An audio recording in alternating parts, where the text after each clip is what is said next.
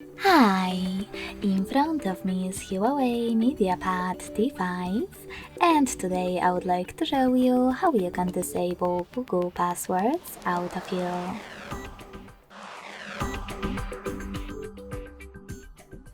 Begin by going into Devices Settings and scrolling down to access Google section.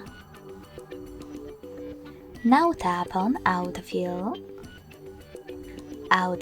with Google, and blue sweater next to Use Autofill with Google.